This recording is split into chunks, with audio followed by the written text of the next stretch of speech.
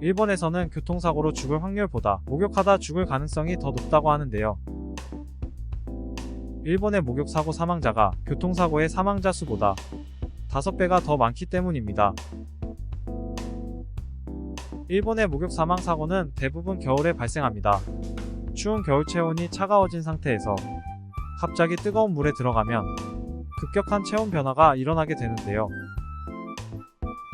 이때 추워서 수축되어 있던 혈관이 갑자기 팽창하면서 혈압이 급격히 떨어지게 되는 저혈압 증상을 겪게 되기 때문입니다.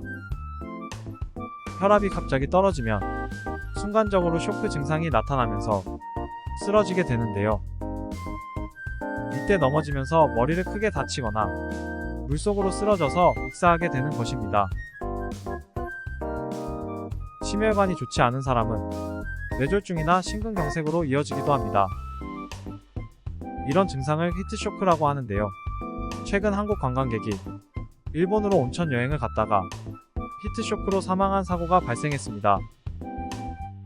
겨울철 일본의 온천은 부모님을 모시고 가는 효도 여행지로 우리나라 사람들에게 인기가 아주 많은데요. 고령자일수록 특히 히트쇼크에 취약한 것이 문제였습니다. 몸의 온도가 갑자기 차가워지거나 갑자기 뜨거워질 경우에는 혈관이 급격하게 수축되거나 이완되는 작용이 일어나게 되는데요. 나이가 젊을 때는 그 작용이 원활하게 이어집니다. 반면 고령이거나 고혈압, 당뇨, 고지혈증처럼 기저질환이 있다면 혈관 작용이 원활하지 않습니다. 그렇다면 나이가 젊으면 다 괜찮을까요? 고령자나 기저질환자 뿐만 아니라 젊은 연령층이더라도 혈압이 낮은 분들은 조심해야 합니다.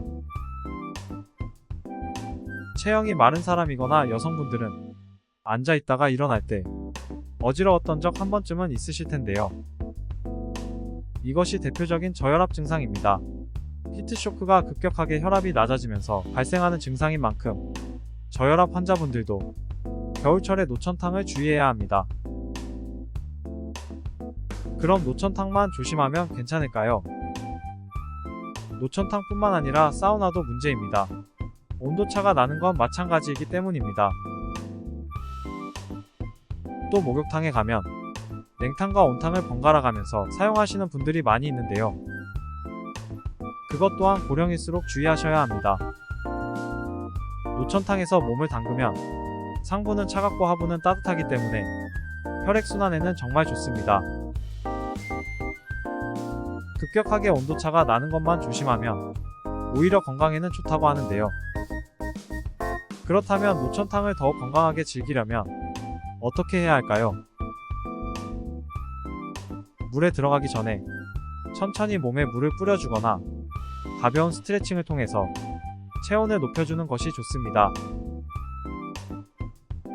만약에 상황을 대비하여 고령자나 기저질환자는 보호자와 함께 입욕하시는 것도 방법입니다.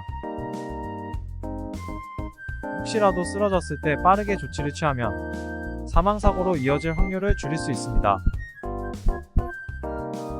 만약 목욕 도중에 쓰러져 저혈압 상태가 되면 머리로 가는 혈류가 부족해지기 때문에 일단 환자를 눕히고 다리를 머리보다 높게 들어서 머리로 혈류가 갈 수 있도록 도와줘야 합니다.